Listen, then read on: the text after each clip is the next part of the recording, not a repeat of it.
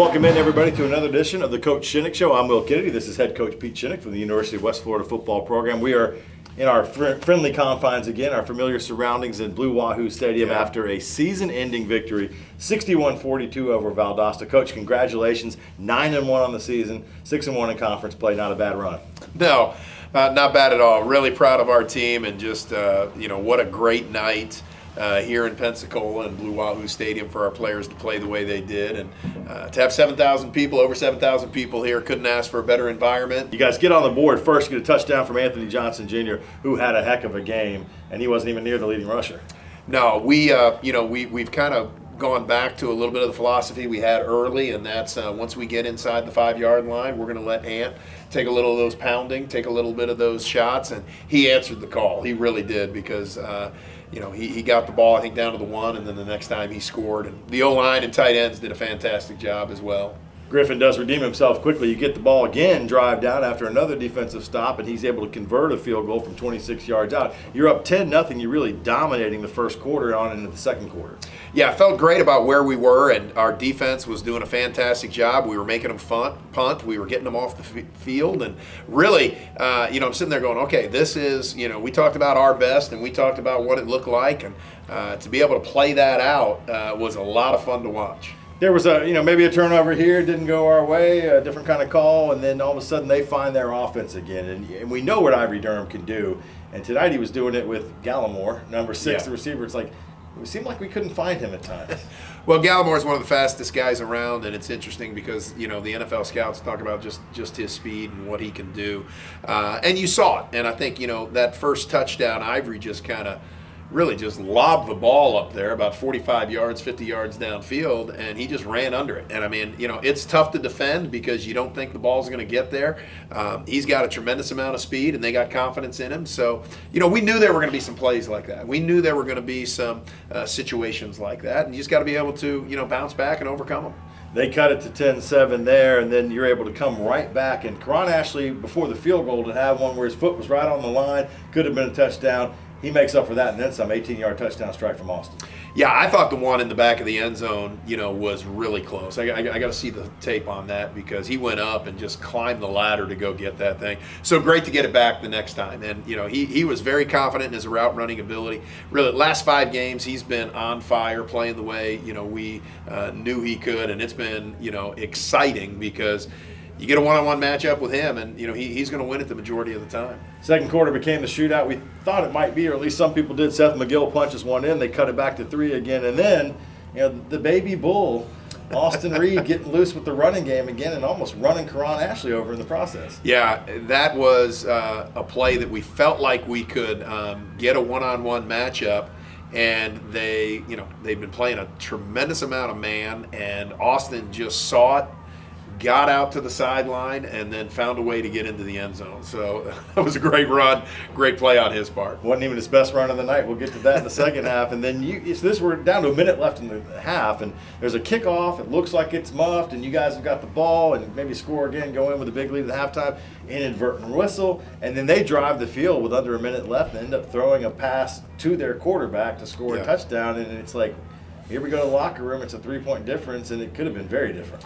Yeah, I really think it should have been very different. But with that being said, it was what it was, and we just had to overcome it. And we go into half, and I'm like, guys, we're winning. We're playing great football.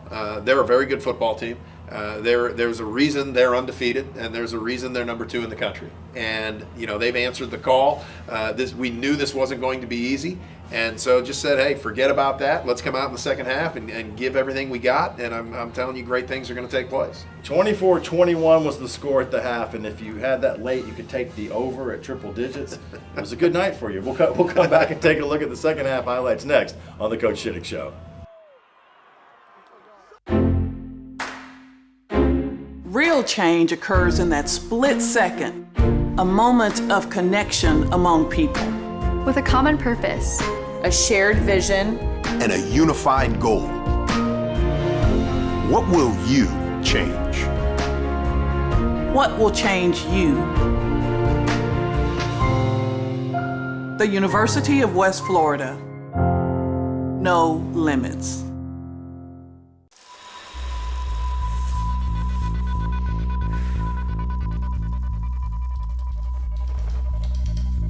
For those who measure success by the worn tread on their tires, and those who strengthen their body and mind and drift through their weekends over nature's current.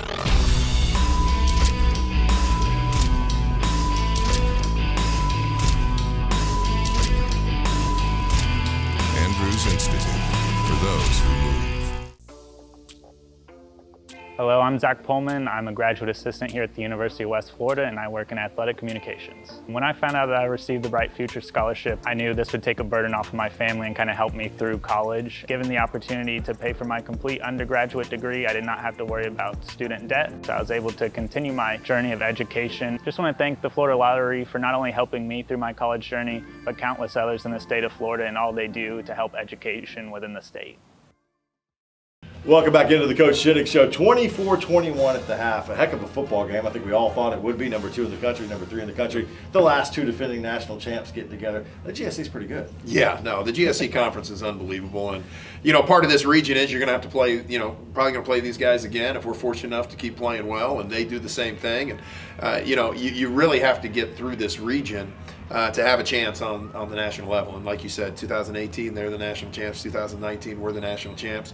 Prior to that, we had gone to the national championship. And prior to that, North Alabama, when they were in the conference, went to the national championship. The Gulf South Conference, by far the toughest conference in Division II. So you won the coin toss. We said in the last segment, you come out, you get the ball in the second half, and it's worked really well this season. I don't know if you planned it up this way, but all of a sudden you're facing, I think it was a 3rd down and 10 or something, Yeah. and Austin Reed just tucks it up, and it's like, I'll get the first down. We'd seen him slide. Yep. We'd seen him run over people. And he just says, the seas have parted, I'm gone, 44 yards. No, they were playing, like I said, they were playing a lot of man coverage. Their free safety was playing about 35 yards downfield. We were running some deep routes. I thought they were covered well, but with that being said, they had blitzed our O-line and running back, picked it up well, and Austin took off. And, you know, he gets 10 yards downfield, 20 yards downfield, and I'm sitting there going, he may score, oh my goodness. And then he gets some blocks from his wide receivers, boom, into the end zone. And, you know, that's a deal breaker almost. I mean, that just breaks the defense's heart, because you're like, okay, this guy's a thrower. He shouldn't be running. This isn't what he should be doing. And here he is taking off and going for 50. Austin had 70 yards and 2 touchdowns on the ground in this game. They would answer, get a touchdown, Durham with a rush, and then you come back, Anthony Johnson punches in, and he had a great game, near 100 yards and several touchdowns in the game with that power running. Yeah, and again, has been fantastic. And we feel like we got an amazing 1-2 punch with Shamari and Anthony Johnson Jr. Just how they've been playing the last 5-6 weeks really gives us a great combination, and really gives us, I think, you know, tough to defend. And so, you know, as Ant continues to get better, I mean, it keeps Shamari fresh, and Shamari went for, you know, 190 or something like that. So it's a great combination. One of the strangest not even a muff punt, just drop the punt and you get the ball back from them. And Karan Ashley's able to get his second touchdown of the game, 11 yards from Austin Reed, and those two really had a nice connection tonight. They did, and Karan has just been fantastic, like we mentioned. And you know, Austin's going to do everything he can to put those guys in a great situation. And so he kept looking for the void, kept looking for the guy, found it, and you know, that was huge, because I almost thought it was going to get blocked. I thought he could get it off, and then it's like, oh my gosh, we got the ball. So huge play by our special teams.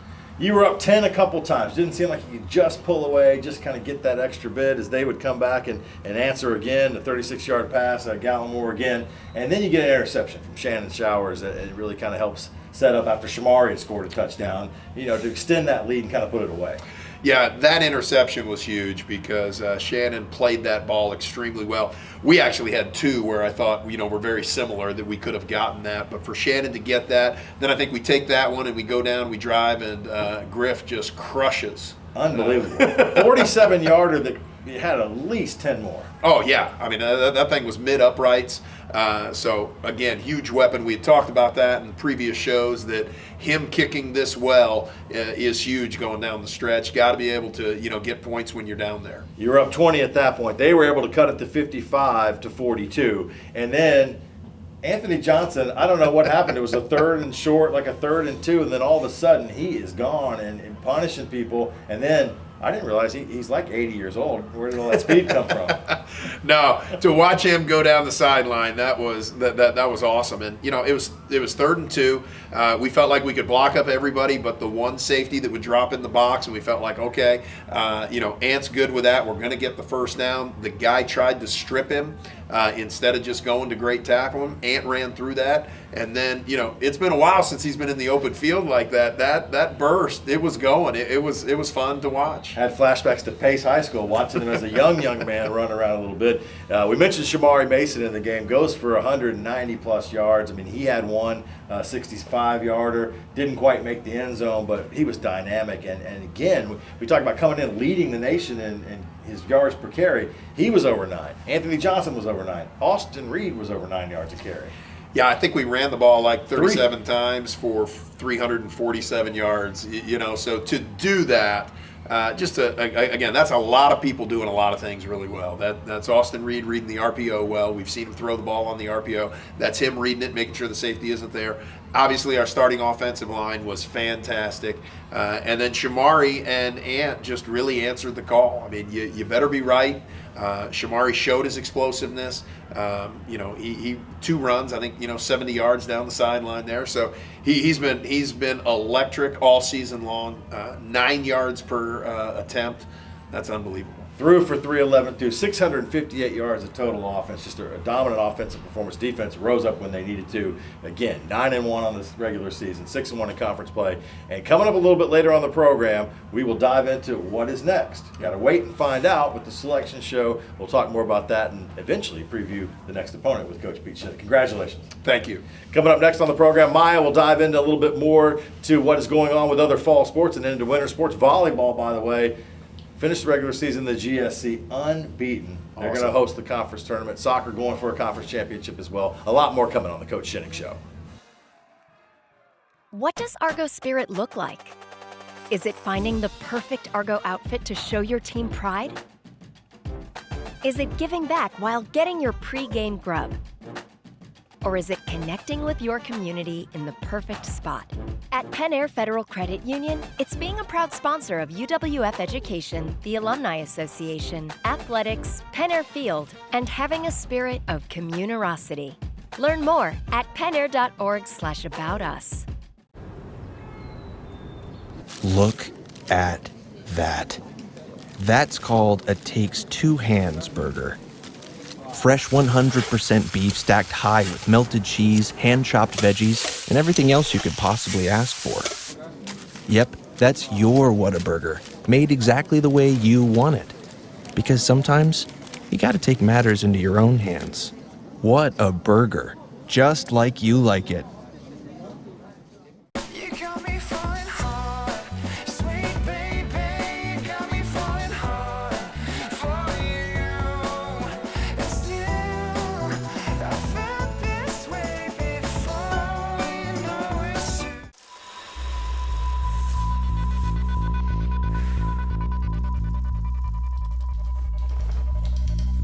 For those who measure success by the worn tread on their tires, and those who strengthen their body and mind and drift through their weekends over nature's current.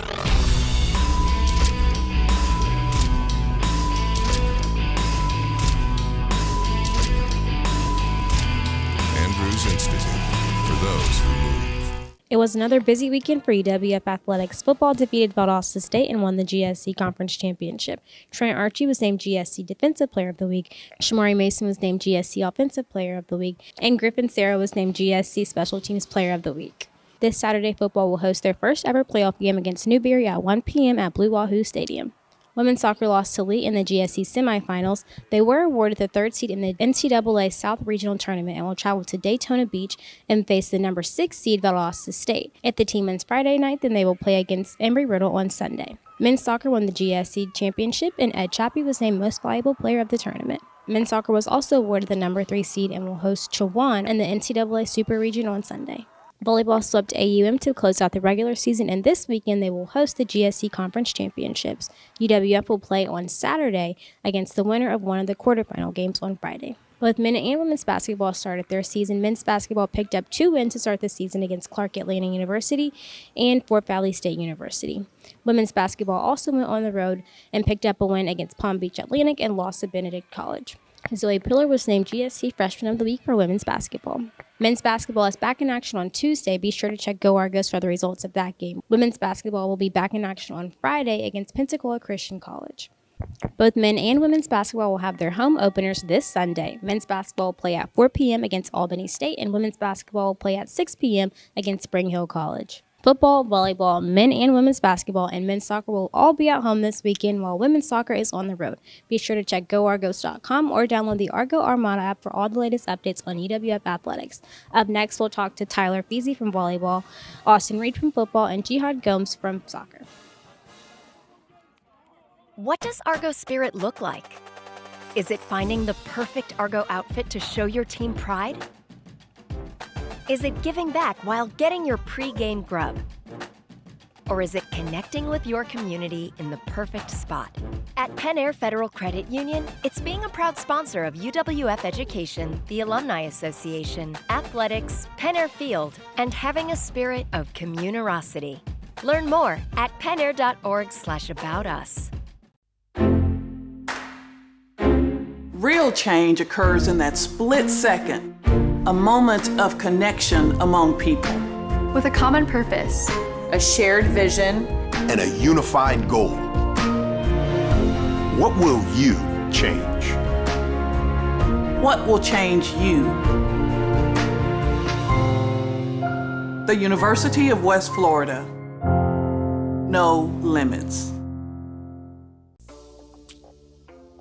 Hello, I'm Zach Pullman. I'm a graduate assistant here at the University of West Florida, and I work in athletic communications. When I found out that I received the Bright Future Scholarship, I knew this would take a burden off of my family and kind of help me through college. Given the opportunity to pay for my complete undergraduate degree, I did not have to worry about student debt, so I was able to continue my journey of education. Just want to thank the Florida Lottery for not only helping me through my college journey, but countless others in the state of Florida and all they do to help education within the state. We're here with Tyler from volleyball. Tyler, how are you? I'm good. How are you? Good. So you guys have had a very successful season so far, and it's been your first season that you've been able to play. So what has your experience been like here at UWF? It's been amazing. I think it's everything I thought I was going to get when I came all the way out here. I think we keep reaching different heights with our play, and we have a lot that people haven't seen yet. And then obviously just everything with the girls is amazing. We all get along so well, and we're having a lot of fun doing everything we're doing. So you guys have just kind of dominated throughout the season. So what's your mindset to just not let up as the season goes on when you guys have had so much success? We celebrate our success a lot, but we always come back and say we're not done. And so every time we come into practice, any weights, any training sessions, we're like, we're not done. So, we celebrate the success that night, and then as soon as it's over, we're back into working as if we lost. So I think that's something that keeps us super motivated to just keep going and keep finding something new we can bring to the next game. And as the season goes on and you guys go into postseason, what are you most looking forward to? Winning. I think all of us are, like I said, we're having so much fun, but we all know what our end goals are, and we just want to go all the way. So I think that's just what is on everyone's mind that we're climbing towards. Now we're here with Austin Reed from football. Austin, how are you? I'm good. How you doing? Good. So you have had a lot of success this season, and it's really showed on and off the field. So what has your mindset been this season? Yeah, we just prepare each week to go out there and just play super well. Our offensive line has been playing really well. Obviously, the receivers are as good as they are. They make a ton of plays, and the running game's been really good this year with Shamari Mason and Anthony Johnson. So just kind of relying on those guys and letting all those guys make plays and just trying to be the leader of the offense and really just let all those really talented guys we have do what they do and really just give them the ball and let them make plays and be special like they are. As the season goes on and as the season has happened, what has been your best memory so far this season? Oh, man, there's so many. I thought the win at McNeese after not having played in over 600 days against a Division I opponent, I thought that was so special. I loved going over to Texas and kind of avenging that 2017 national championship loss, so to speak. I loved the Valdosta State win, obviously, on Saturday and being the conference champions. But, every game is so special and unique in the battle that went into that game and everything that goes into it. And, just every win is really special to me. And so those were some of the glaring ones that stuck out. But I've loved every step of this. I've loved the entire ride. And hoping to have 5 more of them and just keep creating awesome memories. You know, I'm looking forward to just going out there in the playoffs and doing what UWF does and proving people wrong. I mean, obviously, we're blessed to be in the playoffs, and all of us are very happy with that, but we feel a little disrespected with that 3 seed. That's fine by us. We've done it before in 17. We certainly did it in 19, and we'll go out there and we'll prove people wrong, and we'll go into people's places if we have to, and we'll go beat them on the road. And you got to face UWF if you're a higher seed, and I know teams aren't going to be happy about that, and we'll be coming for them. Well, Austin, thank you so much. Up next, we'll talk to Jihad Gomez from soccer. We'll wrap things up with Jihad. Jihad, how are you? I'm good. How are you? I'm good. So first question, against AUM, you ultimately got the win for West Florida. How did it feel knowing that you had kept the season going and advanced the team to the conference finals? I felt very happy because I could play another GSC finals because I never won a GSC finals before. So it was my third one, and finally we got it. I think the mindset of the team was we just keep fighting. We don't quit at all. And we showed this again on Sunday when we were losing 1-0, and we kept fighting, and we got the result, and we were champions on Sunday. So as a goalkeeper, it must be a lot of pressure each game because it feels like all eyes is on you at times. So how do you deal with that pressure? I do fine because I have my teammates to support me in the back, like my defenders, everything. And I just do my job, and if I do my job, we're going to be fine. So what has your experience been like at UWF so far? My experience at UWF so far has been amazing. I love the city. I love the university. I love the people. I'm from Brazil, so living in Brazil, coming to America to a different place, a different culture, was something scary. But after 2-3 months, I got used to it, and today I just love it. Thanks, Jihad. Thank you.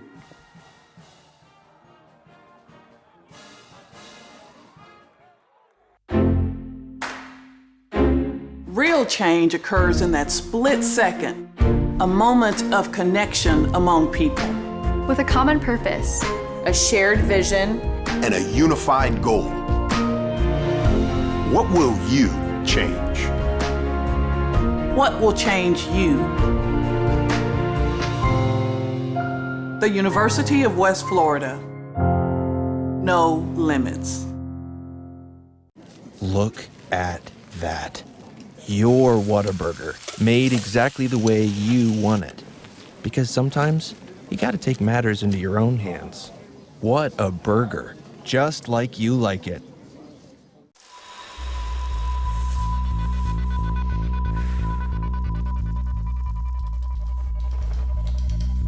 For those who measure success by the worn tread on their tires, and those who strengthen their body and mind, and drift through their weekends over nature's current.